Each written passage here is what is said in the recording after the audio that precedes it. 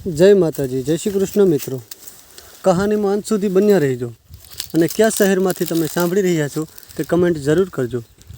ચમકતી ગાડીમાંથી બહાર નીકળતો આરુ શોભરાઈ ખૂબ જ સાથ ચાલતો પોતાની યુનિવર્સિટીની અંદર પ્રવેશ કરી રહ્યો હતો। કોલેજની તમામ છોકરીઓ મને નજર ઊંચી કરીને જોતી હતી। દરેક છોકરી મારા પર ફિદા હતી, પરંતુ મજાલ હતી જો હું કોઈ પણ છોકરીનું મોઢું લડાવું। हाँ, दरेक छोकरी साथे दोस्ती करतो हतो।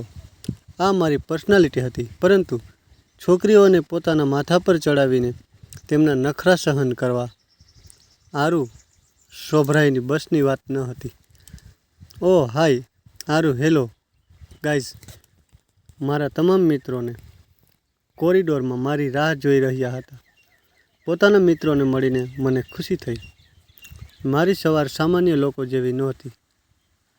અહીં અમેરિકામાં મારી સંભાળ રાખનારા મારા પૂરા 10 બોડીગાર્ડ હતા। ઘરમાં પણ 6-7 નોકરો હતા અને મોટી ગાડીમાં બેસીને હું મારા ગાર્ડ્સની હાજરીમાં યુનિવર્સિટીની આવતો હતો। મારો એક અલગ જ સ્ટાર્ટ હતો। આખરે શા માટે ના હોય, હું ઇન્ડિયામાં આવેલા મુંબઈના શહેરના રહેવાસી નીતિન ઓબરાયનો એક જ ખૂબ જ મોટી आर्किटेक्चर कंपनीना मालिक छे। तेमनो एकमात्र पुत्र हतो।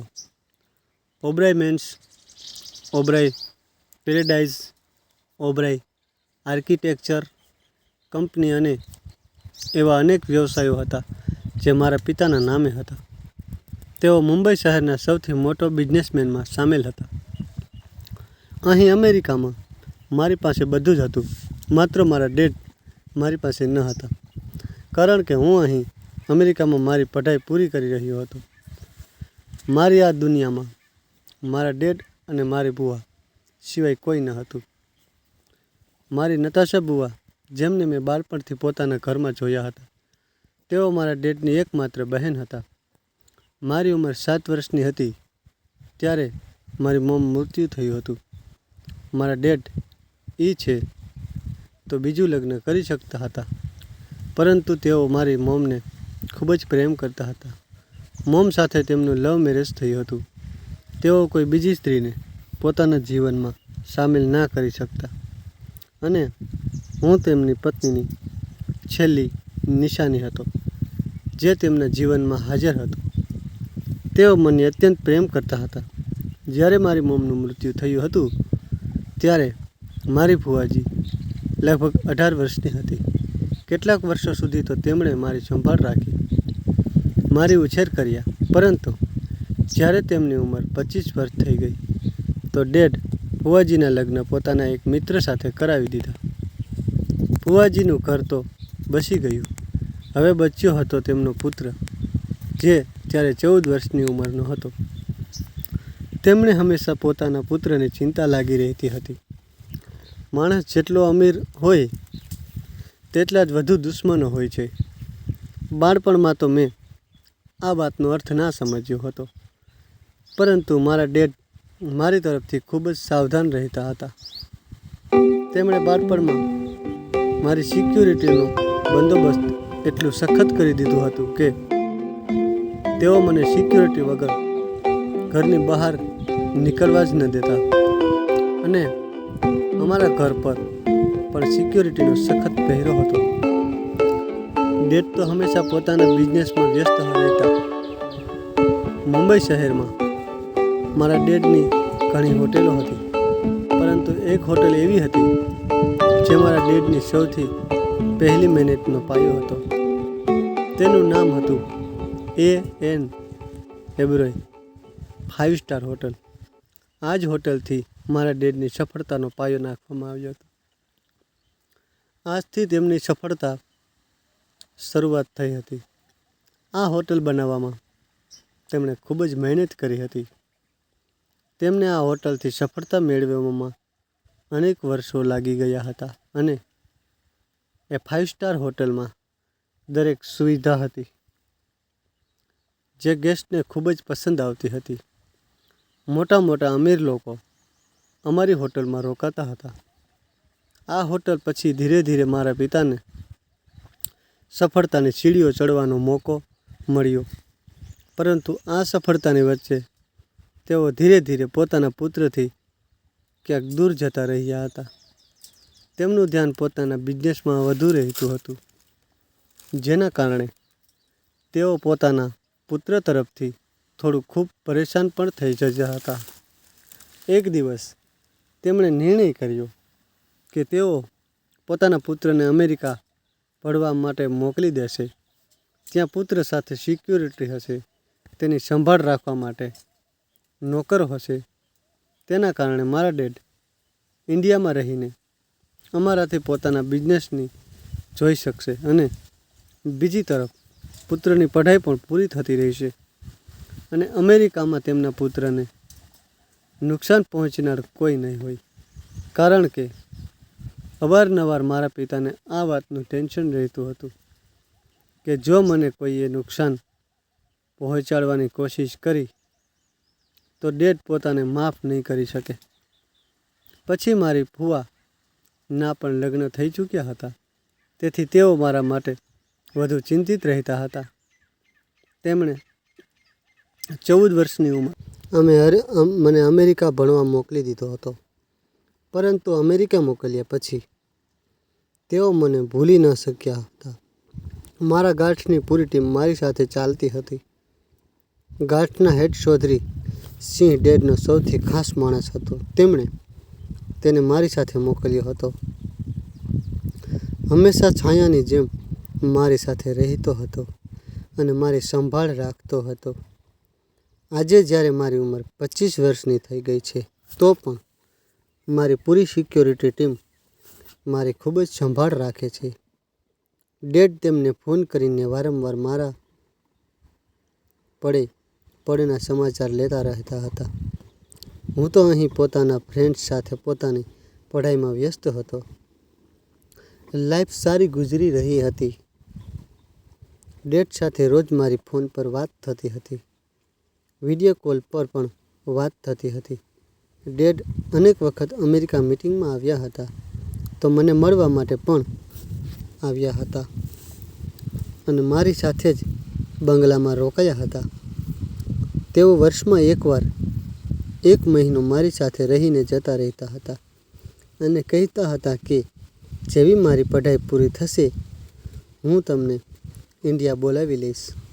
હવે મારી પઢાઈ પૂરી થવામાં 1 વર્ષ બાકી હતું, પરંતુ મને ખબર ન હતી કે મને 1 વર્ષ પૂરું થાય તે પહેલાં જ ઇન્ડિયા પાસે જવું પડી શકશે. છેલ્લા 3 દિવસથી મારા ડેડ સાથે ફોન પર કોઈ વાત નહોતી થઈ. જો કે ચૌધરીની વાત હંમેશા ડેડ સાથે થતી રહેતી હતી. યુનિવર્સિટીમાંથી રજા પછી જ્યારે હું બેસીને ઘર જઈ રહ્યો હતો, ત્યારે અચાનક મારો મોબાઈલ વાગવા લાગ્યો તો જોયું કે ફુવાજીનો કોલ હતો. ફુવાનો કોલ આવતા જ હું ખુશ થઈ જતો હતો. મેં તરત જ કોલ રિસીવ કર્યો. ફુવાજીની વાતચીતમાં આજે કંઈક અલગ જ ઢંગ હતો. એવું લાગી રહ્યું હતું કે જાણે તેઓ અત્યંત ઉદાસ છે. જો કે તેઓ મને ક્યારેક કોલ કરતા હતા, પરંતુ હવે કેટલા દિવસોથી તેઓ રોજ મને કોલ કરી રહ્યા હતા અને મારા હાલચાલ પૂછી રહ્યા હતા. વારંવાર એક જ કહેતા હતા કે તું પોતાનું ખૂબ ધ્યાન રાખજે.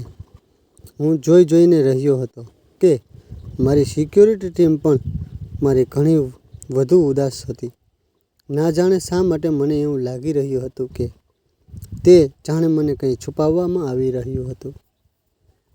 મને કંઈક અજીબ સા અનુભવ થઈ રહ્યો હતો. મેં આ વાતની તપાસ કરવાની પણ કોશિશ કરી હતી, પરંતુ મને કોઈ સુરાગ ના મળી શક્યો.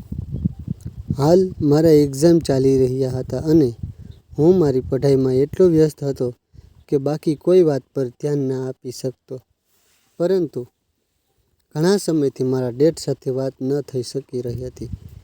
ડેડનો મોબાઈલ નંબર ઓફ જઈ રહ્યો હતો. બુઆજી કહેતા હતા, તેઓ બિલકુલ ઠીક છે.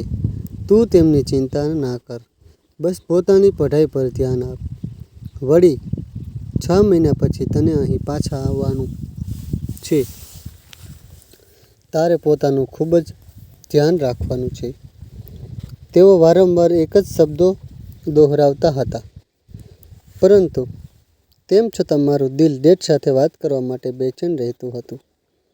ના જાણે શા માટે મને કોઈ ગડબડનો અહેસાસ થઈ રહ્યો હતો. પછી આખરે એક દિવસ મારા દિલને તસલ્લી ન મળી. જ્યારે ડેડનો કોલ તો ન આવ્યો, પરંતુ મેસેજ આવી ગયો હતો. તેમના નંબર પરથી મેસેજ આવ્યો કે, બેટા, હું આજકાલ કંઈક વધારે જ વ્યસ્ત ચાલી રહ્યો છું. તેથી તને કાલે કોલ નથી કરી શકતો, પરંતુ હું બિલકુલ ઠીક છું અને તારા ઇન્ડિયા પાછા આવવાની રાહ જોઈ રહ્યો છું. જલ્દીથી પોતાના એક્ઝામ આપ, પોતાની ડિગ્રી લે અને પછી હું તને અહીં બોલાવવાનો બંદોબસ્ત કરી લેવાય. મારા ડેડ એક ખૂબ જ સારા માણસ હતા. તેમણે ક્યારેય ગદ્દારી નહોતી કરી, બીજાનો હક નહોતો માર્યો. તેઓ હંમેશાથી જ ઈમાનદારીથી કામ કરતા હતા. તેઓ ક્યારેય પોતાના બિઝનેસ સાથે સંબંધિત કોઈ પણ વાત મને નહોતી કહી. તેમનું કહેવું હતું કે, જ્યારે હું અહીં આવી જઈશ, બધું પોતાની આંખોથી જોઈ લેશે અને પોતાના હાથમાં લઈ લેશે, ત્યારે તને બધું જ સમજાઈ જશે. હું પોતાના પુત્ર પર વધુ દબાણ નથી નાખવા માંગતો. હું ઈચ્છું છું કે મારો પુત્ર અમેરિકામાં રહીને પહેલાં આરામથી પોતાની સ્ટડી પૂરી કરે, જેથી જ્યારે તે અહીં હિન્દુસ્તાન પાછો આવે તો તેનું પૂરું સહેલ જાણે કે નીતિન ઓબેરોયનો એકમાત્ર પુત્ર આરુષ ઓબેરોય આવી ગયો છે અને પછી આગલો બિઝનેસ ટાઇકૂન તે જ હશે. ડેડની વાતો મને હંમેશા ખુશ કરી દેતી હતી. અને પછી આખરે તે દિવસ પણ આવી ગયો જ્યારે મારે ઇન્ડિયા જવાનું. આ 6 મહિનામાં એકવાર પણ મેં ડેડનો અવાજ ન સાંભળ્યો હતો. મેસેજથી વાત સતત થતી રહેતી હતી. તેમનું એ જ કહેવું હતું કે હું ખૂબ જ વ્યસ્ત છું. હાલ હું ખૂબ ઉત્સાહિત હતો. ઇન્ડિયા જવા માટે મારી પૂરી સિક્યોરિટી ટીમ મારી સાથે હતી અને જ્યારે મેં હિન્દુસ્તાનની ધરતી પર પગ મૂક્યો તો મને લેવા માટે બુઆજી સાથે 2-3 ગાર્ડ્સ આવેલા હતા. આ બધું જોઈને મને કંઈક ખૂબ જ અજીબ લાગ્યું, કારણ કે મારી એન્ટ્રી એવી ન હતી હોવી જોઈએ. એરપોર્ટ પર મને લેવા બુઆજી માત્ર 2-3 ગાર્ડ સાથે આવી હતી.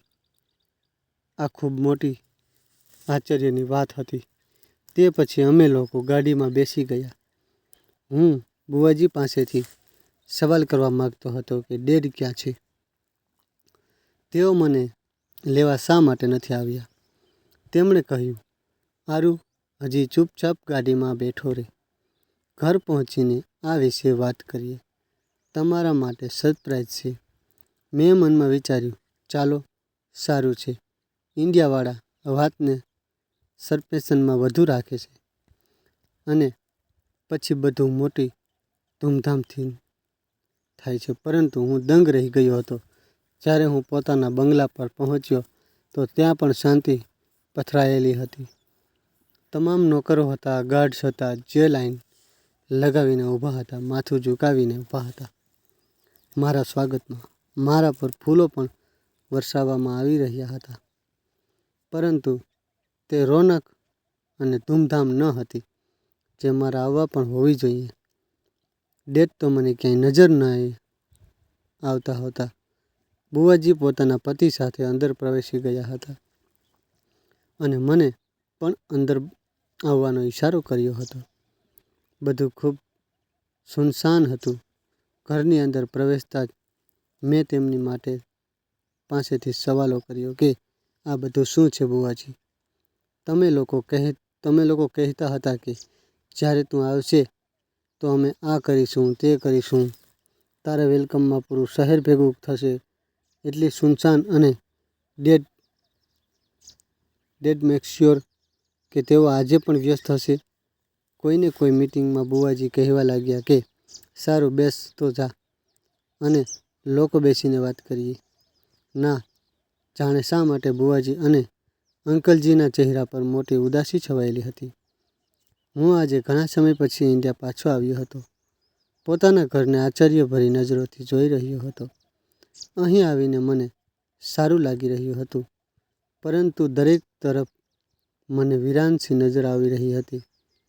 પોતાનું આ ઘર જ્યાં હું બાળપણમાં રમતો હતો, તે ઘર મને દરેક સુવિધા હોવા છતાં પણ આજે ઘર ન હતું લાગતું. હાલ હું પહેલાં પોતાના રૂમમાં ગયો, જઈને ફ્રેશ થયો અને જ્યારે તૈયાર થઈને પાછો નીચે આવ્યો તો જોયું બુવાજી મારા માટે ખાવાનું લગાવી રહ્યા હતા. હું ડાઇનિંગ ટેબલ પર બેસવાને બદલે સોફા પર જઈને બેઠો. મેં પોતાની ટાંગ પર ટાંગ રાખી અને ઘરમાં થતી દરેક હરકતને નોટિસ કરવા લાગ્યો.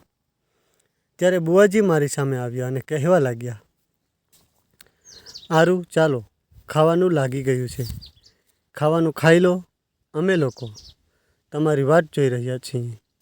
મેં જોરથી પોતાનો હાથ ટેબલ પર માર્યો અને કહ્યું કે બસ બુવાજી, તમે મને ક્યારથી પોતાની વાતોમાં ઉલઝાવી રહ્યા છો. ઘરના માહોલથી મને એવું લાગી રહ્યું છે કે કોઈને કોઈ ગડબડ જરૂર છે. મારા આવવા પર મને કોઈ નોકર પણ ખુશ નજર નથી આવી રહ્યો. ડેડ પણ ક્યાંય નજર નથી આવી રહ્યા. છેલ્લા 6 મહિનાથી તેઓ માત્ર મારી સાથે મેસેજથી વાત કરી રહ્યા છે. તમે તો કહ્યું હતું કે ઘર પહોંચ્યા પછી મને સરપ્રાઈઝ મળશે, પરંતુ અહીં તો સરપ્રાઈઝનું નામો નિશાન પણ નથી. મને કહો, આખરે આ બધું શું ચાલી રહ્યું છે? તમે જાણો છો કે હું પહેલી નથી રમતો અને ડાયરેક્ટ મુદ્દાની વાત પર આવું છું. બુવાજીએ એક ઊંડો શ્વાસ લીધો અને મારી સામે આવીને બેઠા. કહેવા લાગ્યા, આરું, તને બધું જાણ થઈ જશે. બસ પહેલાં તું થોડું ખાવાનું ખાઈ લે, તે પછી બેસીને વાત કરીશું. મેં કહ્યું, ના, મને જાણવું છે કે આખરે વાત શું છે. હું અહીં અનેક વર્ષો પછી પાછો આવ્યો છું. અહીંનો માહોલ જોઈને મને કોઈ ખાસ ખુશી નથી થઈ. તમે અંકલજી અને હાજર છો. તમે જાણો છો કે મારી ફેમિલી, મારા પિતા છે, તેઓ ક્યાં છે? સવારથી આ સમય થઈ ગયો, હજી સુધી તેઓ ઘરે શા માટે નથી આવ્યા? બુવાજીએ અંકલ તરફ જોયું. અંકલજીએ બુવાજીને ધીમા શબ્દોમાં કહ્યું કે નતાશા, બસ ઘણું થઈ ગયું. આરું જે પૂછવા માગે છે તેને કહી દે. આખરે તું બધું ક્યાં સુધી છુપાવી રહેશે? મેં આશ્ચર્યભરી નજરોથી બુવાજી તરફ જોયું. તેમણે કહ્યું, આરું, તમારા ડેડ, મતલબ ભૈયા. આટલું કહેતા અચાનક બુવાજીની આંખોમાં આંસુ આવી ગયા. મારું શરીર તેમના આવા રિએક્શન જોઈને ઢીલું પડી ગયું. મારી શ્વાસ ગળવા લાગી હતી, પરંતુ બુવાજીએ આગળ જે કહ્યું તે સાંભળીને કદાચ મને પોતાના કાન પર વિશ્વાસ ન હતો. તેમણે જણાવ્યું કે 6 મહિના પહેલાં મારા પિતાનું મૃત્યુ થઈ ગયું અને આ વાત મજબૂરીથી અમે તમારી પાસે છુપાવી રાખી. મેં કહ્યું, આ તમે શું કહી રહ્યા છો? તમે હોશમાં તો છો ને? કે આ સમયે હું તમારા કોઈ પણ ઘટિયા મજાક મૂડમાં નથી. બુવાજીએ રડતા પોતાની આંખો બંધ કરી લીધી. પરંતુ અંકલજી કહેવા લાગ્યા, બેટા, તમારી બુવાજી બિલકુલ ઠીક કહી રહ્યા છે. 6 મહિના પહેલાં તમારે ડેડનું મૃત્યુ થઈ ચૂક્યું છે અને અમે તેમના મૃત્યુના સમાચાર આપીને પરેશાન નથી કરવા માંગતા. બુવાજી કહેવા લાગ્યા કે આ અમારી વાતનો વિશ્વાસ કરો. આરું, તમે ભૈયાના એકમાત્ર પુત્ર છો. અમે ન હોતા ઈચ્છતા કે ત્યાં તમને તમારા પિતાના મૃત્યુના સમાચાર મળે અને તમે પરેશાન થઈ જાઓ. બુવાજી અને અંકલની વાત સાંભળીને મારી આંખોમાં લોહી ઉકળી ઉઠ્યું હતું. મેં કહ્યું, મારા ડેડનું મૃત્યુ થઈ ગયું. અને તમે લોકો મને હવે કહી રહ્યા છો.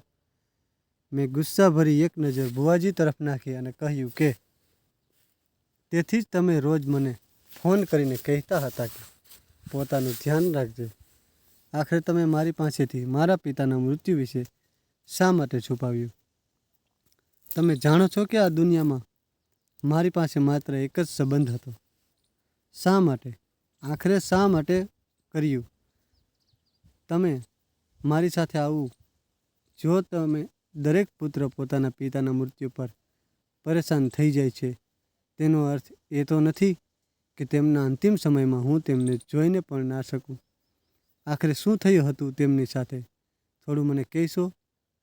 તો તમે લોકો મારી વાત પર બુવાજી અને અંકલજીની નજરો ઝૂકી ગઈ હતી. બુવાજી સામેના સોફાથી ઉઠીને મારી બરાબરમાં આવીને બેઠા. મારા હાથ પર હાથ રાખતા કહેવા લાગ્યા કે જુઓ આરુ, ધૈર્યથી મારી વાત સાંભળો. તમારા પિતાનું મૃત્યુ અકસ્માત ન હતું, પરંતુ તેમને જાનથી મરવાની કોશિશ કરવામાં આવી હતી. 6 મહિના પહેલાં જ્યારે અચાનક મને ભૈયાના અકસ્માતના સમાચાર મળ્યા તો હું તરત જ હોસ્પિટલ પહોંચી ગઈ. ત્યાં જઈને મેં જોયું કે ભૈયાના શ્વાસ ચાલી રહ્યા હતા. અંતિમ સમયમાં તેમણે મારી પાસેથી માત્ર એટલું જ કહ્યું કે હું તારું ખૂબ ધ્યાન રાખું અને તેમના મૃત્યુના સમાચાર તને ના આપું. તેઓ ઈચ્છતા હતા કે તું પોતાની પઢાઈ પૂરી કરીને સમયસર અહીં પાછો ફરે.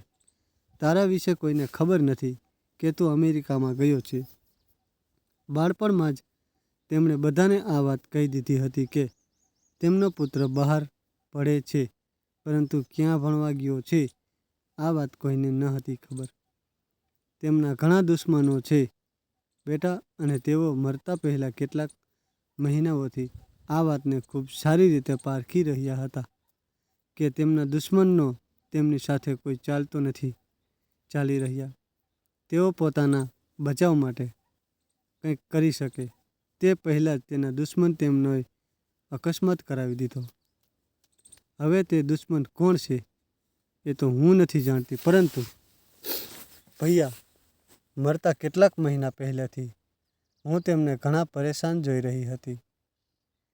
તેઓ અવારનવાર તારા વિશે વાત કરતા રહેતા હતા અને પોતાની હોટલ વિશે વાત કરતા હતા. કહેતા હતા કે કેટલાક લોકો તેમને બિઝનેસમાં પરેશાન કરી રહ્યા છે. ધીરે ધીરે તેમના બિઝનેસમાં નુકસાન થઈ રહ્યું છે અને તેમના કોઈ દુશ્મનની નજર એને હોટલ પર પણ છે. તેઓ તે હોટલને બરબાદ કરી દેવા માગે છે. મેં તેમને સમજાવ્યું હતું કે તેઓ કોઈની મદદ લઈ લે અને બધું ઠીક કરી લે. તેમનું કહેવું હતું કે મને કોઈની મદદની જરૂર નથી. આ શહેરમાં કોઈની એટલી હિંમત નથી કે નીતિન ઓબેરોયને બરબાદ કરી શકે. પરંતુ જેવો ભૈયા ખોટા નીકળ્યા અને તેમના દુશ્મનો સફળ થઈ ગયા. ભૈયાની વાત માનીને મેં તને તેમના મૃત્યુ વિશે નહોતું કહ્યું અને ના જ તને અહીં બોલાવવામાં આવ્યો, અને હજી પણ તારા આવવાના સમાચાર અમે બહાર નથી કાઢ્યા, કારણ કે અમે નથી ઈચ્છતા કે દુશ્મનોને ખબર પડી જાય કે નીતિન ઓબેરોયનો પુત્ર આવી ગયો છે અને તેઓ તારા પર પણ કોઈ પ્રકારનો જાનલેવા હુમલો કરી દે. આરુ, તને જાણવું છે કે તારા પિતાનું મૃત્યુ કારણ કોણ છે? કારણ કે તું પોતાના પિતાના મૃત્યુનો બદલો લઈ શકે છે. ભાઈના તમામ બિઝનેસ અને તેમની તમામ પ્રોપર્ટી ધીરે ધીરે તેમનાથી દૂર થઈ રહી છે. અમે કંઈક નથી કરી શકતા. જે કરી શકતો તે તું જ કરી શકે છે. જેથી અમે તારા અહીં આવવાની રાહ જોઈ રહ્યા હતા અને તારા અહીં આવ્યા પછી ભૈયાનું મૃત્યુ વિશે તને કહ્યું. મેં કહ્યું તો પછી એટલા સમય સુધી મારી સાથે મેસેજથી વાત કરતા કોણ કરતું હતું? બુવાજી શર્મિંદા થઈને કહેવા લાગ્યા કે આરુ, હું તારી સાથે ભૈયાના નંબરથી મેસેજથી વાત કરતી હતી, જેથી તને કોઈ પણ પ્રકારનો શક ના થાય. આઈ એમ સોરી આરુ. હું મજબૂર હતી. મારા માટે મારા ભૈયાની વાત માનવાની ખૂબ જરૂરી હતી. આ બધું સાંભળીને જ્યાં એક તરફ મને પોતાના પિતાના મૃત્યુનું દુઃખ થયું હતું, ત્યાં બીજી તરફ અત્યંત ગુસ્સો મને મારા પિતાના દુશ્મનો પર આવી રહ્યો હતો. આખરે એવું કોણ હતું જે અમને બરબાદ કરવા પર તુલી રહ્યું હતું?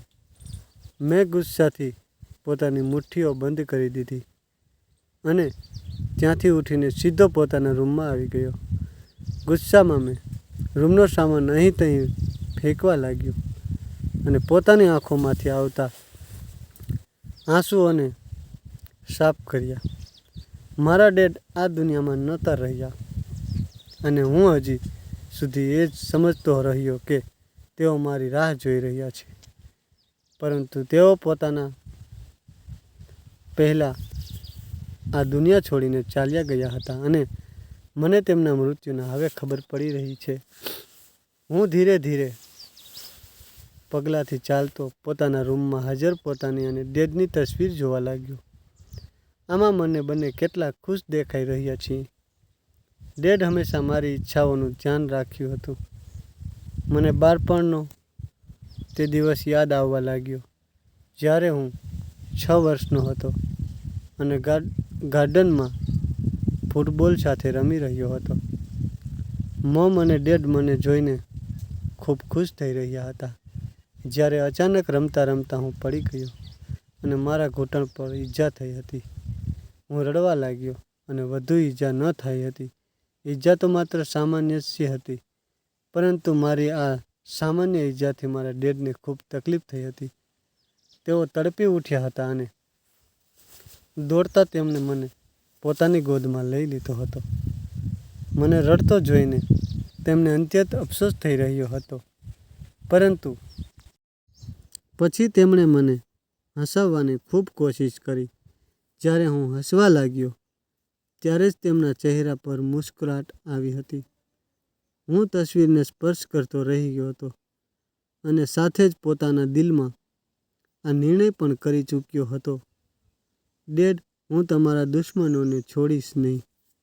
તમારી પ્રોપર્ટી, બિઝનેસ બધું પોતાના અડ્ડામાં પછી લઈશ, પરંતુ પહેલાં આ જાણીશ કે આખરે તમારો એવો કોણ દુશ્મન છે જેણે તમારી જાન તો લીધી જ સાથે તેની નજર તમારી દોલત પર પણ હતી.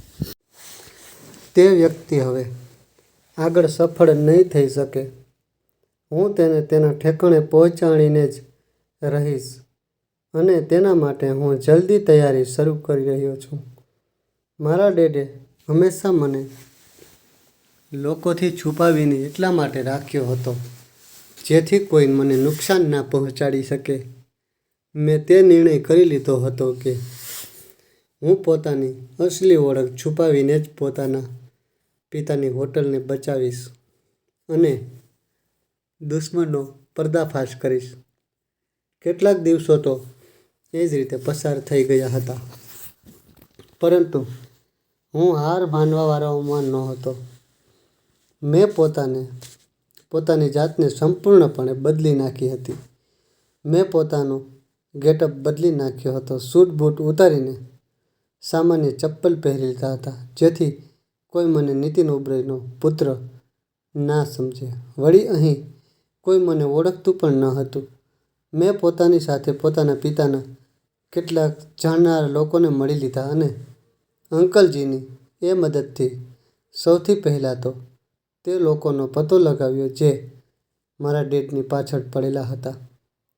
એક એક કરીને મને બધા લોકોની વિગતો મળી ગઈ હતી અને પછી હવે મારો આગલો પગલો હતો મને પોતાને પિતાની પહેલી સફળતાનો પાયો તેમની મહેનતથી અને ઈમાનદારીથી બનાવેલી હોટલ, જ્યાંથી ઉપરવાળાએ તેમને સફળ કરવાનું શરૂ કર્યું હતું. મારા પિતા કોઈ ફ્રોડ માણસ ન હતા. તેમણે પોતાની તમામ જમીન જાયદાદ પોતાની મહેનતના હિસાબથી ઊભી કરી હતી. પોતાની મોટી કંપની સાથે તેમની ઘણી બિલ્ડિંગો પણ હતી, ઘણી હોટલો પણ હતી, પરંતુ સૌથી વધુ જરૂરી અને લકી તેમના માટે તેમની પહેલી હોટલ જ હતી, જે પર તેમના ઘણા દુશ્મનોની નજર હતી. મને પોતાના પિતાના દુશ્મનોનો પર્દાફાશ કરવો હતો અને તે લોકોની ગંદી નજર પોતાના પિતાના બિઝનેસ અને તેમની પ્રોપર્ટી હટાવવાની હતી. તો મને ખૂબ જ સાવધાનીથી કામ લેવું હતું. ખબર પડી હતી કે મારા ડેડના દુશ્મનોએ તેમના હોવાનો ફાયદો ઉઠાવ્યો છે અને તેઓ લોકો એ વિચારી રહ્યા હતા કે મારા ડેડનું કોઈ નથી, તેથી તેઓ ધીરે ધીરે અમારું બધું બરબાદ કરી રહ્યા હતા. પરંતુ તેમને ખબર ન હતી કે ખેલાડી હવે મેદાનમાં ઉતરવાનો છે. ચોક્કસ મારા ડેડનો દુશ્મન અને તેમની જાન લેનાર, તેમને બરબાદ કરનાર વ્યક્તિ તેમની પસંદગીની હોટેલમાં જ બેઠો છે. મેં પોતાનો ગેટઅપ બદલીને પોતાના પિતાની હોટેલ પહોંચ્યો. ત્યાં પહોંચતા જ મારી આંખોમાં આંસુ આવી ગયા હતા. આ હોટેલના માલિકનો પુત્ર હોવા છતાં હું અહીં આવો હુલિયો બનાવીને જઈ રહ્યો હતો, જાણે કોઈ ભીખ માંગનાર વ્યક્તિ હોઉં. હું કોઈ કાચો ખેલાડી ન હતો. એટલી સરળતાથી બાળક બનીને અને માસૂમ બનીને આ હોટેલમાં પગ ન મૂક્યો, બલ્કિ મેં પોતાના ડેડના ફેમિલી લોયર સાથે મળીને તમામ પુરાવા એકઠા કરી લીધા હતા. ત્યારે જ હું આ હોટેલમાં પગ મૂકી રહ્યો હતો. હવે મને જાણવા હતું કે આખરે મારા ડેડ સાથે અને તેમને બરબાદ કરવા માટે પાછળ તેમના દુશ્મનો કઈ ચાલ ચાલી રહ્યા છે અને શું કરી રહ્યા છે.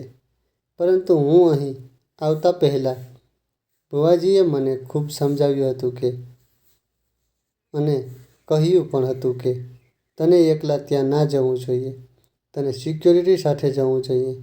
મેં બુઆજીને કહ્યું હતું કે જો હું સિક્યોરિટી સાથે જઈશ તો લોકોને શક થઈ જશે. જે સાથે રીતે મારા પિતાને મારવામાં આવ્યા છે, આ રીતે હું તેમના દુશ્મનોને બદલો લેવા માંગુ છું. જ્યારે મેં આ હોટેલમાં પગ મૂક્યો તો મારી આંખોમાં આંસુ આવી ગયા અને મને મારા ડેડની યાદ આવી ગઈ. સામાન્ય કપડાં પહેરીને હું આ હોટલની અંદર ગયો અને મેં પોતાનું નામ રાહુલ વર્મા કહ્યું. મારા હાથમાં એક જૂનો થેલો હતો. મને જોતા જ ગાર્ડના કપાળ પર તરત જ શીકણ આવી ગઈ હતી. ગાર્ડ મારો હોલિયો જોઈને તરત મારો રસ્તો રોકતા કહ્યું કે એ છોકરા, અંદર ક્યાં ઘૂસી રહ્યો છો? તારું અહીં શું કામ છે? મેં તેને તીરછી નજરોથી જોયું. મારી આંખોમાં અહંકાર હતો. હું ઈચ્છું તો હમણાં જ અને આ જ વખતે તેનું મોઢું તોડી શકતો હતો, કારણ કે હું કોઈની પણ બદતમીજી સહન નહોતો કરો. પરંતુ મેં પોતાના પર કાબૂ રાખ્યો અને માસૂમીથી શકલ બનાવી અને કહેવા લાગ્યો, જી ભૈયા, મારી અહીં બુકિંગ છે. બસ તે જ વિશે પૂછવાનું હતું. ગાર્ડે હસતા પોતાની સાથે કહ્યું, અરે જુઓ, આ છોકરો કહે છે કે તેની અહીં બુકિંગ છે. શકલ અને હુલિયાથી તો આ કોઈ ભિખારી લાગે છે. ગાર્ડે ફરી મારી પાસેથી કહ્યું કે ચાલ નીકળ અહીંથી, તારી સાથે કોઈ ગેરસમજ થાય છે. તારા જેવા લોકો તો આ 5 સ્ટાર હોટલની આસપાસ પણ નથી ફરકતા અને તું બુકિંગની વાત કરી રહ્યો છે. અહીં બધા સામે લોકો આવે છે અને ખૂબ જ લક્ઝરી હોટેલ છે. કોઈ પણ સામાન્ય વ્યક્તિ તેને અફોર્ડ નથી કરી શકતું. એટલામાં હોટેલના રિસેપ્શનિસ્ટ વિનોદ સિન્હાએ આ વાત સાંભળી લીધી. તેણે પોતાની નજરો મારા પર નાખી અને ઉપરથી લઈને નીચે સુધી મને જોયો. તેના હોઠ પર અડવીસી મુસ્કાન ફેલાઈ ગઈ. વિનોદ સિન્હાએ કહ્યું કે સર, તમારો ગેટઅપ જોઈને તો મને નથી લાગતું કે તમારી અહીં કોઈ બુકિંગ થશે. આ હોટલ ખૂબ મોંઘી છે. કદાચ તમે ખોટી જગ્યાએ આવી ગયા છો. મેં તેના મુજબ તેને જવાબ આપ્યો કે સર પ્લીઝ, તમે એકવાર ચેક કરો. કદાચ મારી બુકિંગ અહીં જ હોય. વિનોદે બે તરફથી કહ્યું, ઠીક છે, હું ચેક કરું છું. તમે વેટિંગ એરિયામાં જાઓ. મેં માથું હલાવ્યું અને વેટિંગ એરિયામાં આવીને બેઠો. મારા કપડાં સામાન્ય હોવા સાથે સાથે અત્યંત ગંદા અને ફાટેલા જૂના પણ હતા. તેથી મને જોઈને કોઈને પણ વિશ્વાસ નહોતો થઈ રહ્યો કે આટલી મોટી હોટલમાં મારી બુકિંગ હોઈ શકે. લોબીમાં બેઠેલા લોકો મને અજીબ નજરોથી પૂરથી જોઈ રહ્યા હતા. કોઈએ ધીમેથી કહ્યું, લાગે છે મફતનું ખાવા આવ્યો છે. બીજાએ કહ્યું કે તેની તો ઓકાત પણ નથી કે અહીંનું પાણી પણ ખરીદી શકે. મેં આ બધું સાંભળ્યું, પરંતુ હું ચૂપ રહ્યો. હું ખૂણામાં રાખેલી એક ખુરશી પર બેઠો. લોબીનો માહોલ અજીબ થઈ ચૂક્યો હતો. મેં જોયું હતું કે હોટલની સુવિધા બિલકુલ પણ સારી ન હતી, પરંતુ લોકો મને જોઈને વાતો બનાવી રહ્યા હતા. હજી હું ત્યાં જ બેઠો હતો જ્યારે વિનોદ ત્યાંથી પસાર થયો અને પોતાના એક સાથીને કહેવા લાગ્યો કે આ છોકરાને અહીંથી હટાવો. ખબર નથી મેનેજર સર તેને જોઈને શું કહેશે. આવા લોકોને બેસાડવું પણ ખૂબ અજીબ છે. તેના અહીં હોવાથી અમારી હોટલની ઇમેજ ખરાબ થઈ રહી છે.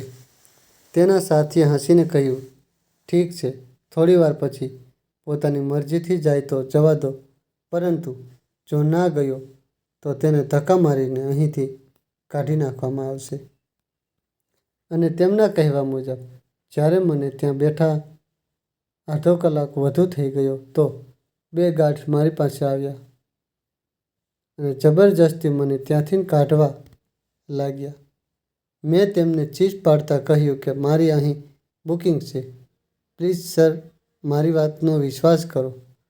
પરંતુ તે બંને મને જબરજસ્તી ત્યાંથી કાઢી દીધો, જે પર ત્યાં હાજર તમામ લોકો મને હસતા જોઈને રહ્યા હતા. પરંતુ મેં હજી હાર નહોતી માની, કારણ કે હું કંઈ પણ કરીને તે વ્યક્તિને જવા માંગતો હતો જે મારા ડેડની આ હોટલ પર પોતાનો કબજો જમાવીને બેઠો હતો. હોટલમાં વધુ ગેસ્ટ તો ન હતા. એક સમય એવો હતો જ્યારે આ 5 સ્ટાર હોટલમાં પગ મૂકવાની જગ્યા ન હતી, પરંતુ હવે તો ગણતરીના જ લોકો અહીં નજરે પડી રહ્યા હતા. મેં હાર નહોતી માની. તે દિવસે તો મને ધક્કા મારીને કાઢી દીધો હતો અને હું તે ઘડિયા વ્યક્તિને મળી નહોતો શક્યો. પરંતુ ફરીથી આગલા દિવસે હું હોટેલ ગયો અને મેં ફરીથી વહી વાત કરી કે અહીં મારી બુકિંગ છે. મેં રિસેપ્શનિસ્ટને કહ્યું કે મને મેનેજર સરને મળવું છે. મને તેમની સાથે કંઈક જરૂરી વાત કરવી છે. વિનોદે કહ્યું કે કાલ તો તને અહીંથી ધક્કા મારીને કાઢી દીધો હતો. આજે શું ફરીવાર અહીં અપમાનિત થવા માટે આવ્યો છે? આખરે તને મેનેજરથી શું કામ છે? મેં તેની આગળ હાથ જોડી દીધા. હું એક્ટિંગ કરવા લાગ્યો કે પ્લીઝ સર, મને મેનેજર સરને ખૂબ જ જરૂરી વાત કરવી છે. એકવાર મને તેમની સાથે વાત કરવાવી દો. વિનોદ કહેવા લાગ્યો કે ચાલો ઠીક છે, હું ફોન કરી જોઉં લઉં. વળી તમારા જેવા લોકોને તો અહીં ભિખારી જ સમજવામાં આવે છે. તેને મિનીનાતા હોય. મેનેજર સરને ફોન લગાવ્યો અને એક છોકરો તમને મળવા માંગે છે. મેનેજરે કદાચ મને રૂમમાં જોઈ લીધો હતો. તેને રિસેપ્શનિસ્ટને હસતા કહ્યું, શું આ અમારો ગેસ્ટ છે કે ભીખ માંગવા માટે આવ્યો છે? મારી પાસે હમણાં સમય નથી. તેને વેટિંગ એરિયામાં વેઇટ કરવા માટે બેસાડી દો. થાકીને પોતે જ અહીંથી ચાલ્યો જશે. વિનોદે જ્યારે મને આ વાત કહી તો હું અટકી ગયો હતો અને ઊંડો શ્વાસ લેતા એક તરફ બેસીને રાહ જોવા લાગ્યો.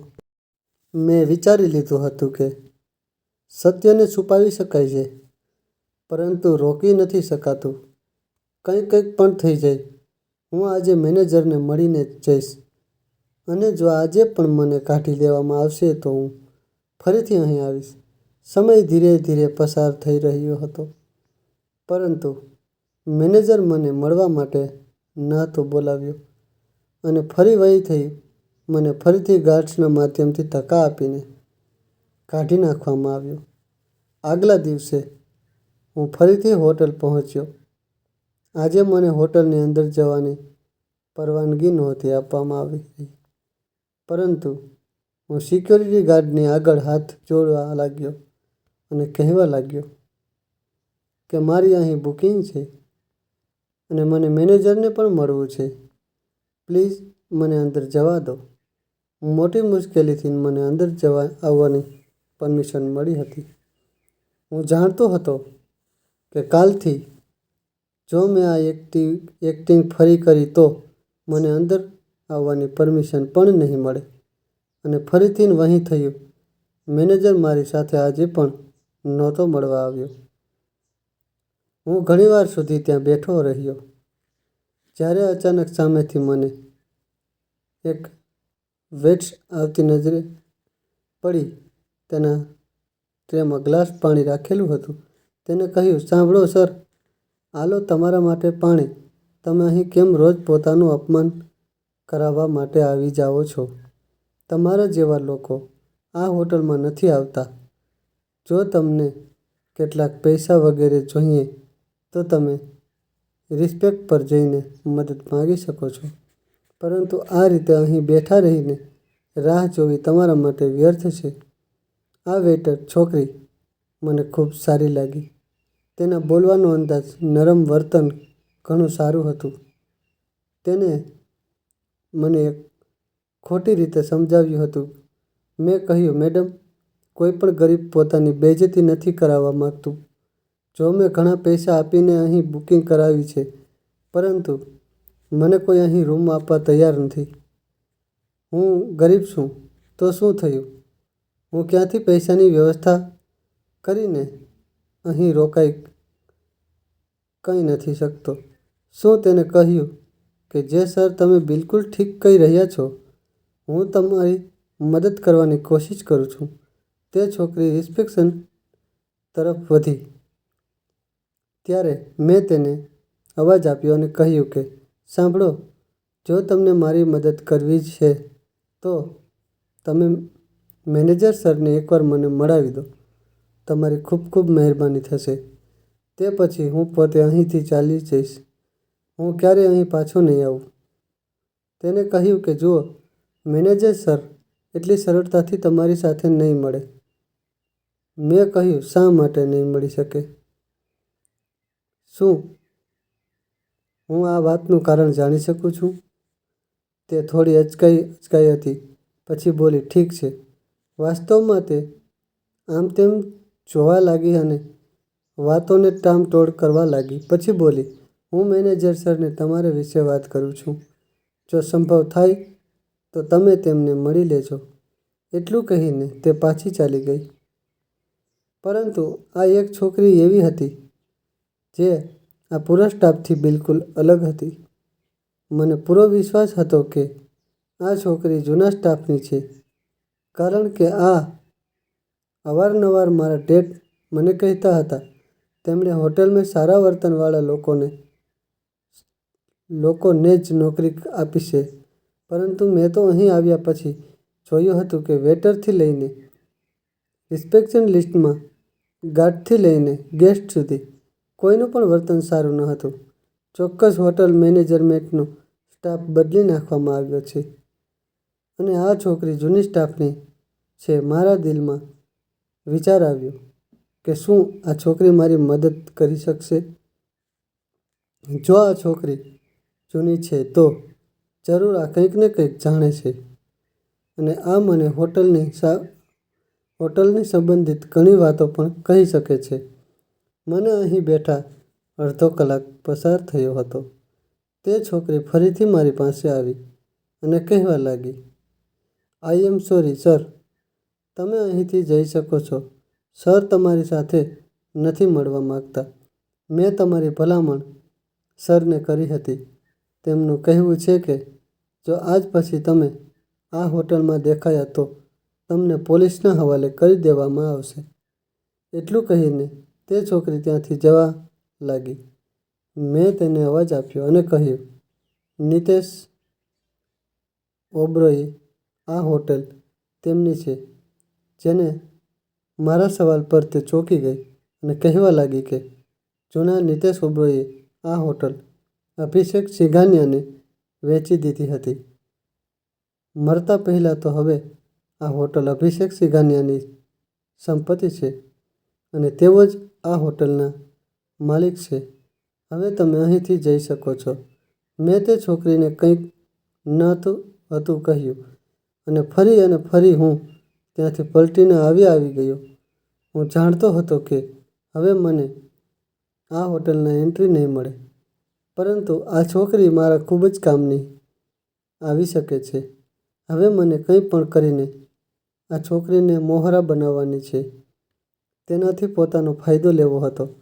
મેં પોતાના આદમીઓથી આ વેઇટર છોકરીની માહિતી કાઢી તો ખબર પડી કે આ છોકરી છેલ્લા 4 વર્ષથી અમારી હોટલમાં વેઇટરની નોકરી કરી રહી છે.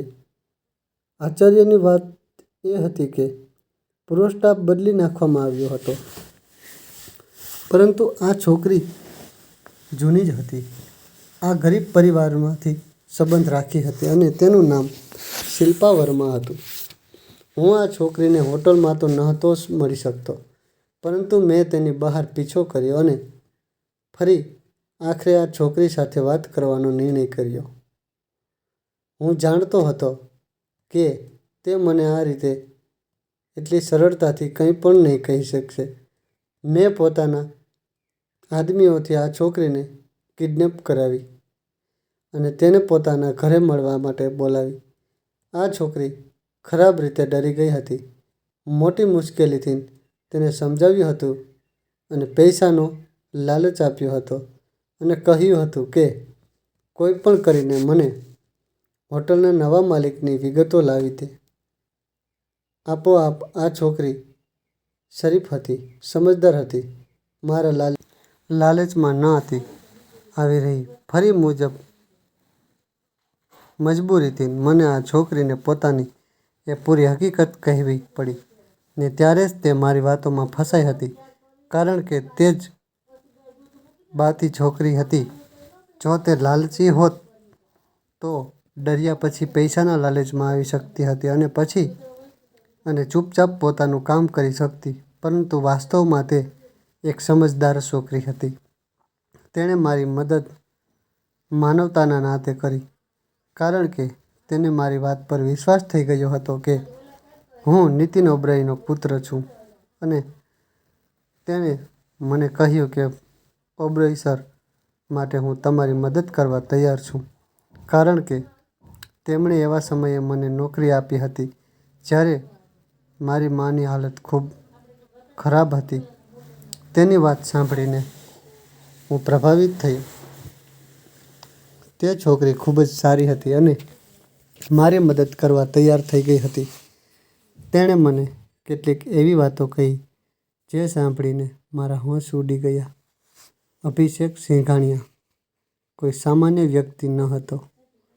આ વ્યક્તિ 7 વર્ષ પહેલાં મારા પિતાનો બિઝનેસ પાર્ટનર રહી ચૂક્યો હતો.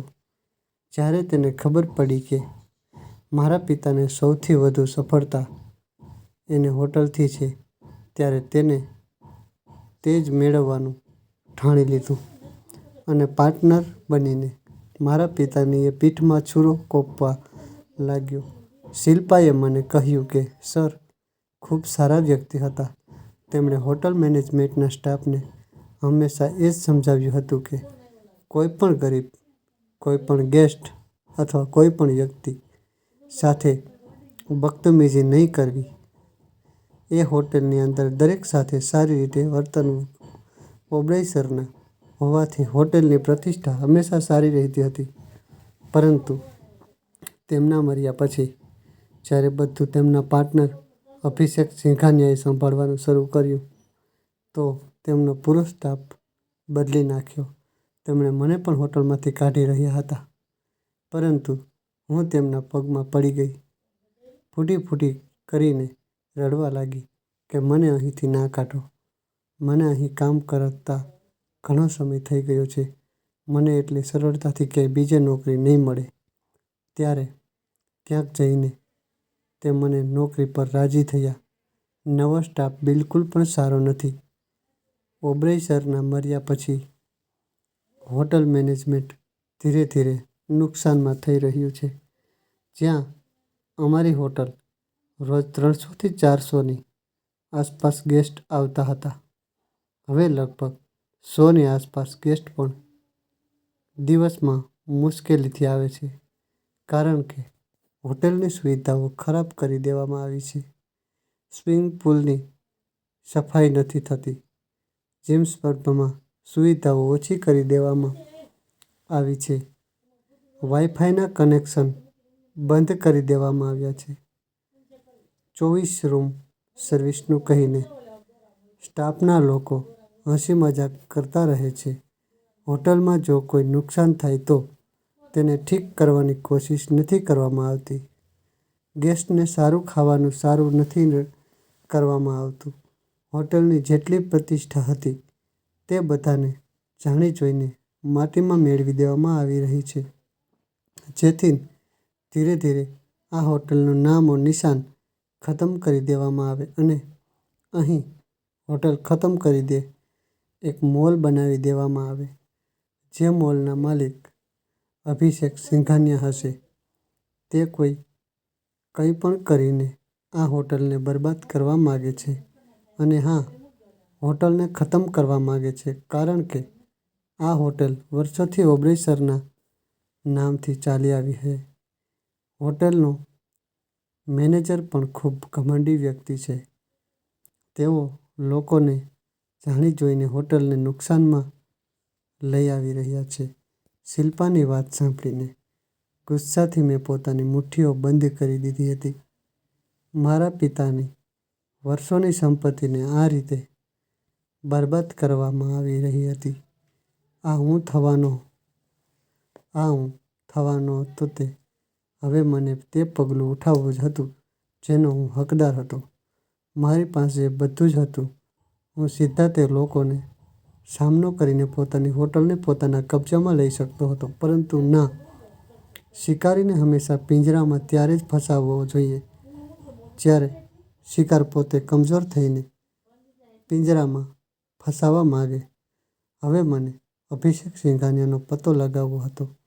મેં શિલ્પાથી માફી માંગી હતી. તેને હું કહીને તો ચૂક્યો હતો કે હું નિતેશ ઓબરાયનો પુત્ર છું અને પોતાના પિતાના દુશ્મનથી બદલો લેવા માંગુ છું. મેં તેનો ખૂબ ખૂબ આભાર માન્યો હતો કે તે મારી મદદ કરી. આગળ પણ શિલ્પા મારી મદદ કરવા તૈયાર હતી. શિલ્પાની મદદ અને પોતાના કેટલાક આદમીઓની મદદથી અભિષેક સિંઘાનિયા વિરુદ્ધ હું તમામ વિગતો કાઢી ચૂક્યો હતો. હું ભેસ બદલીને પોતાના પિતાની આર્કિટેક્ચર કંપનીમાં ગયો. તેમની સાઇટ પર ગયો. હોટલમાં ગયો જ્યાં તેમની બિલ્ડિંગ બની હતી ત્યાં ગયો અને ધીરે ધીરે મેં ત્યાંની તમામ વિગતો કાઢી લીધી કે ત્યાં શું ગોટાળાઓ કરવામાં આવી રહ્યો. દરેક જગ્યાએ મને અભિષેક સિંઘાનિયાનું નામ જાહેર થતું નજરે પડ્યું હતું. તે વ્યક્તિ મારા પિતાને કમજોર કરવા માંગતો હતો. પરંતુ મારા ડેડ હાર માનવાવાળાઓમાંથી ન હતા. તેઓ હંમેશા જ શેરની જેમ લોકોનો સામનો કરતા હતા. તેથી જ અભિષેક સિંઘાનિયાએ તેમને મારવાનો વિકલ્પ પસંદ કર્યો. કારણ કે તેમના જીતેજી કંઈ પણ નહોતું કરી શકતો. હવે મને પોતાનું અસલી રૂપ બતાવવાનું હતું. હું અભિષેક સિંઘાનિયાથી મળવા માંગતો હતો. કારણ કે માત્ર હજી સુધી અભિષેક સિંઘાનિયાનું નામ જ સાંભળ્યું. અભિષેક સિંઘાનિયા પણ આ વાત સારી રીતે જાણતો હતો કે નીતિન ઓબરાયનો પુત્ર આરુ ઓબરાય અમેરિકામાં પડવા માટે ગયો છે. અહીં મારી ભુવાજીએ મને અંકલજીને કામ ખૂબ સારું કર્યું હતું કે મારા ડેડના મર્યા પછી જ્યારે મીડિયાવાળાઓએ તેમની પાસેથી ઇન્ટરવ્યૂ લીધો તો તેમને તેમાં જાહેર કર્યું કે આરુ ઓબ્રે અમેરિકામાં સેટલ થઈ ચૂક્યો છે અને તેણે ત્યાં જ લગ્ન કરી લીધા. તેનો ઇન્ડિયા આવવાનો કોઈ ઈરાદો નથી. પોતાના પિતાના મૃત્યુ પર પણ તે નહોતો આવ્યો, કારણ કે બાળપણથી જ તેનો પોતાના પિતા સાથે કોઈ ખાસ લગાવ ન હતો. આ વાતથી દુશ્મનોને વધુ પ્રોત્સાહન મળ્યું અને તેમણે વિચાર્યું કે તેમનો રસ્તો સાફ છે. તેઓ જે ઈચ્છે તે કરી શકે છે. પરંતુ આ બધું એક ચાલ હતી જે મારે ખૂબ કામ આવવાની હતી. કેટલાક દિવસો એ જ રીતે પસાર થઈ ગયા હતા. હું પોતાના પિતાના દુશ્મનને પકડવાની પૂરી તૈયારી કરી રહ્યો હતો. એક દિવસ મને શિલ્પાએ કહ્યું કે જર્મનીની એક ટીમ અહીં મોલ બનાવવા માટે અભિષેક સિંઘાનિયા સાથે મીટિંગ કરવા હોટલ આવવાની છે. બસ એ જ મારી પાસે ખૂબ સારો મોકો હતો. જે દિવસે મીટિંગ હતી અને જે સમયે મીટિંગનો નિશ્ચય કરવામાં આવ્યો હતો તે જ સમયે હું પોતાની એન્ટ્રી આપવાનો હતો. જર્મનીના ક્લાયન્ટ્સ આવી ચૂક્યા હતા અને તે લોકો મીટિંગ રૂમમાં જઈને બેઠા હતા. હજી હોટલથી સંબંધિત વાતચીત શરૂ થઈ હતી ત્યારે હું 5 ગાડીઓ સાથે અને પોતાના લગભગ 15થી 20 બોડીગાર્ડ સાથે હોટલ પહોંચ્યો તો હોટલમાં હાજર તમામ લોકોની આંખો ફાટી રહી ગઈ હતી. અવારનવાર આ હોટલમાં અમીર લોકો આવતા રહેતા હતા, પરંતુ મને જોઈને બધા લોકો દંગ રહી ગયા. જ્યારે હું આત્મવિશ્વાસ સાથે ચાલતો અંદર પ્રવેશ્યો અને મારી પાછળ મારા ગાર્ડ, જેમના હાથમાં મોટી મોટી બંદૂકો હતી, તેઓ મારી સાથે અંદર પ્રવેશ્યા તો કોઈની મજાલ ન હતી કે કોઈ મને રોકી શકે. શિલ્પા પણ મને આત્મવિશ્વાસભરી નજરોથી જોઈ રહી હતી. હોટેલના સિક્યોરિટી ગાર્ડ, રિસેપ્શનિસ્ટ, અહીં સુધી કે હોટલ મેનેજરનો એક વ્યક્તિ મને જોઈને આશ્ચર્યચકિત થઈ રહ્યો હતો. કેટલાક તો મને ઓળખી પણ ગયા હતા કે હું તે જ વ્યક્તિ છું જે કેટલાક સમય પહેલાં અહીં આવ્યો હતો અને અહીં પોતાની બુકિંગ હોવાનો દાવો કરી રહ્યો હતો. પરંતુ મને ધક્કા મારીને અહીંથી કાઢી દેવામાં આવ્યો હતો. મને વચ્ચે રોકવાની કોઈની પણ હિંમત ન હતી થઈ ચૂકી. હું સીધો ચાલતો મીટિંગ રૂમમાં ગયો. જેવું મેં દરવાજો ખોલ્યો અને હું અંદર પ્રવેશ્યો તો તમામ લોકો ચોંકી ગયા હતા. અંદર અભિષેક સિંઘાનિયા અને તેનો પુત્ર રાહુલ સિંઘા પણ હાજર હતો. જર્મનીના જે લોકો મીટિંગ કરવા આવ્યા હતા અને અહીં મોલ બનાવવા માટે પોતાના શેર્સ આપવાના હતા, તેમની સામે હું જઈને ઊભો થયો. ફરી મેં બધાને પોતાનો પરિચય મોટા જ ગમન સાથે આપ્યો. હેલો, આઈ એમ આરુ ઓબ્રે, આ હોટલના માલિક નિતેશ ઓબ્રેયનો એકમાત્ર પુત્ર. આ સાંભળીને અભિષેક સિંઘાનિયા અને તેના પુત્રને એક જોરદાર આંચકો લાગ્યો. જ્યારે ત્યાં બેઠેલા તમામ લોકો ફાટી આંખોથી મને જોવા લાગ્યા હતા. અભિષેક સિંઘાનિયા કહ્યું, વોટ ધ હેલ? કોણ છો તમે? નીકળો અહીંથી. કોણે તમને અંદર આવવાની પરવાનગી આપી? મેં પોતાના ફેમિલી લોયર મિસ્ટર ત્રિવેદીને આગળ કર્યા. તેમણે ટેબલ પર તમામ દસ્તાવેજો મૂકી દીધા અને જર્મનીથી આવેલા લોકોને કહ્યું કે તમે જે વ્યક્તિ સાથે વાત કરી રહ્યા છો, આ હોટલનો અસલી માલિક નથી, બલ્કે અસલી માલિક તમારી આંખો સામે ઊભા છે. આ સાંભળીને જર્મનીવાળા લોકો ભડકી ઉઠ્યા હતા. તેમણે કહ્યું, આખરે અમારી સાથે આ શું મજાક થઈ રહી છે? ત્યારે મારા લોયરે પોતાની ભાષામાં તેમને બધું સમજાવી દીધું અને કહ્યું કે નિતેશ ઓબરોય આ હોટલના 100% માલિક છે, જ્યારે અભિષેક સિંઘાનિયાએ માત્ર તેમની સંપત્તિ પર કબજો કર્યો છે અને તે આ સંપત્તિ ધોખાથી તમને બતાવીને તમારી પાસેથી શેર્સ વસૂલ કરવા માંગે છે. જર્મનીથી આવેલી ટીમ ગુસ્સાથી ઊભી થઈ ગઈ હતી. તમામ હકીકત ખબર પડ્યા પછી તે લોકોએ અભિષેક સિંઘાનિયાની અને તેના પુત્રને ખરી ખોટી સંભળાવી અને તે લોકો ત્યાંથી ચાલ્યા ગયા. આ દરમિયાન અભિષેક સિંઘાનિયા અને તેના પુત્રનો પારો હાઈ થઈ ગયો હતો. તેમણે કહ્યું કે અમે તમને છોડીશું નહીં. તે લોકો ગાર્ડ્સને અવાજ આપી રહ્યા હતા, પરંતુ ગાર્ડ્સમાંથી કોઈ પણ તેમની વાત સાંભળનાર ન હતું. તેમની હેસિયત હું ખતમ કરી ચૂક્યો હતો અને હું પોલીસને તેમના તમામ કાળા ચિઠ્ઠા આપી ચૂક્યો હતો, તે પણ પૂરી પુરાવા સાથે. હું પણ આરોગ્ય હતો. મેં કોઈ કાચી ગોળીઓ ન હતી રમી. અભિષેક સિંઘાનિયાના તમામ કાળા ધંધા હું પોલીસને આપી ચૂક્યો હતો. અભિષેક સિંઘાનિયાએ અને તેના પુત્રએ હજી સુધી જે કપટ કામ કર્યા હતા તે બધાને હું પોતાની આંખોથી જોઈ ચૂક્યો હતો અને તે બધાની વિગતો અને પુરાવા કાઢ્યા પછી બધું પોલીસ સામે રજૂ કરી ચૂક્યો હતો, કારણ કે તેના પોતાના જ આદમીઓને હું પોતાના પૈસાથી ખરીદી લીધા હતા અને તે લોકોને રસ્તા પર લાવવાનો પૂરેપૂરો પ્લાન કરી ચૂક્યો હતો. તે લોકો ગુસ્સાથી તિલમિલાઈ રહ્યા હતા, ભડકી રહ્યા હતા, પરંતુ પોલીસે મોકે પર આવીને તેમને એરેસ્ટ કરી લીધા હતા અને પોલીસ તે બંનેને પોતાની સાથે લઈ ગઈ. તે બંને કંઈ પણ ન હતા કરી શકતા, કારણ કે મેં તે બંનેને ખૂબ લાચાર કરી દીધા હતા.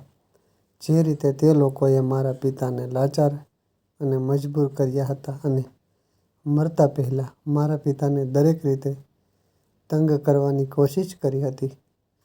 મેં હોટલના પૂરા સ્ટાફને એકઠા કર્યા અને તે લોકોને કહ્યું કે આ મારી હોટેલ છે, આ મારા ડેડની હોટેલ છે.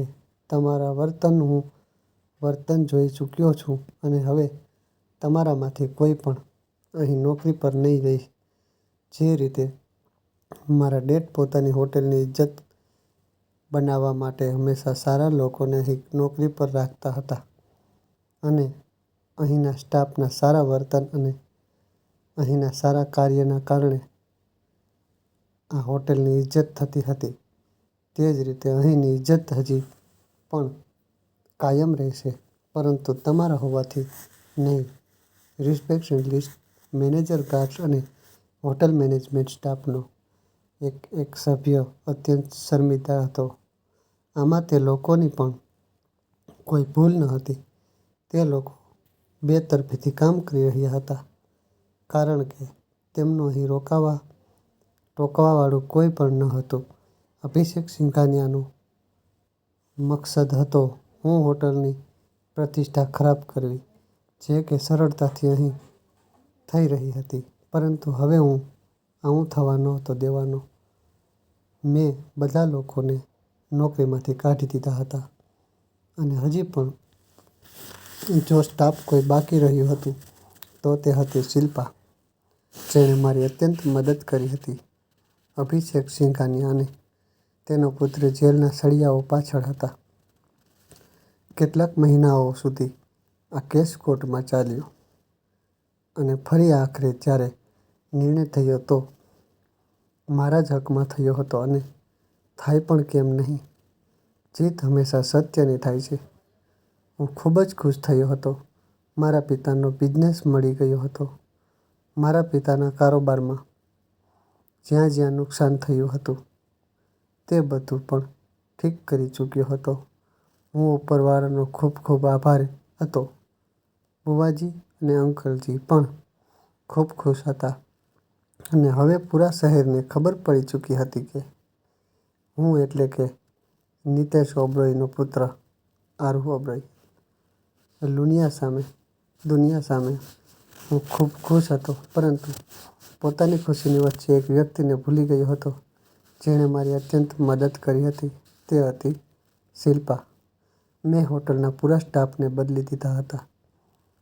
આ કામમાં પણ મારી શિલ્પાએ ખૂબ મદદ કરી હતી અને અમે પોતાની હોટલમાં તપાસેલા અને પારખેલા લોકોને નોકરી પર રાખ્યા હતા અને બધું ઠીક કરી દીધું હતું. હું શિલ્પાને પસંદ કરવા લાગ્યો હતો. જો તે વાત હું તેમને પહેલાં પણ કરી ચૂક્યો છું કે ક્યારેય મેં કોઈ છોકરીને પસંદ નહોતો કર્યો. શિલ્પાની માસૂમિયત, તેની માસૂમ અદાઓ મને ખૂબ સારી લાગી હતી અને ફરી સૌથી સારી વાત એ હતી કે આ મતલબી દુનિયામાં તે ગરીબ છોકરીએ કોઈ મતલબ વગર મારી મદદ કરી હતી. એક દિવસ મેં શિલ્પા સામે પોતાના દિલનું હાલ ખોલીને રાખી દીધું અને તેને કહ્યું કે હું તમને મુહબ્બત કરું છું. તમે મારી સાથે લગ્ન કરશો? મને આશા હતી કે તે હા કહી દેશે, પરંતુ તેણે ઇનકાર કરી દીધો. તેણે કહ્યું કે સર, હું આવું નથી કરી શકતી. દુનિયાને લાગશે કે મારા જેવી છોકરીઓ તમારા જેવા અમીર વ્યક્તિને પોતાની મોહબ્બતના જાળમાં ફસાવી લીધો અને પછી પોતે બની ગઈ માલકિન. મને દોલત શોહરતનો કોઈ શોખ નથી. હું એક ગરીબ પરિવારથી સંબંધિત છું. મારા પરિવારમાં મારી 3 બહેનો અને મારી મા છે, જે બીમાર રહે છે. બસ હું પોતાના પરિવાર માટે જ અહીં નોકરી કરું છું. હું પોતાની બહેનોમાં સૌથી મોટી છું. પોતાની બહેનોના લગ્ન કરવા માંગુ છું. પોતાની માનો ઈલાજ કરાવીને તેમને સ્વસ્થ કરવા માંગુ છું. બસ એ જ મારી જિંદગીનો મકસદ છે. હું તમારી સાથે લગ્ન કર્યા પછી લોકોને કોઈ ખોટી ગેરસમજ નથી મૂકી શકતી. શિલ્પાની વાતો મારા દિલ પર જઈને લાગી હતી. હું જાણતો હતો કે તે એટલી સરળતાથી મારી મોહબ્બત કેદ નહીં થાય, કારણ કે તે મને મોહબ્બત જ નહીં કરતી. જો તે મને મોહબ્બત કરતી હોત તો કદાચ મારી સાથે લગ્ન માટે માની જાત. તે એવી છોકરી હતી જેના દિલમાં મારા માટે મોહબ્બત હોવી ખૂબ જરૂરી હતી. હવે મને તેના દિલમાં પોતાની મોહબ્બત પેદા કરવાની હતી. હું દરરોજ તેના ઘરે જતો હતો. તેની મા અને બહેનો સાથે મેં દોસ્તી કરી લીધી હતી. તેની માનો ઈલાજ મેં કરાવવાનું શરૂ કરી દીધું હતું. જો કે તે આ વાત પર ખૂબ ઇનકાર કરી રહી હતી અને ધીરે ધીરે તેની બહેનોના લગ્ન કરાવવામાં મેં તેની મદદ કરી હતી. તે મારી જિંદગીનો એક મકસદ બની ગઈ હતી.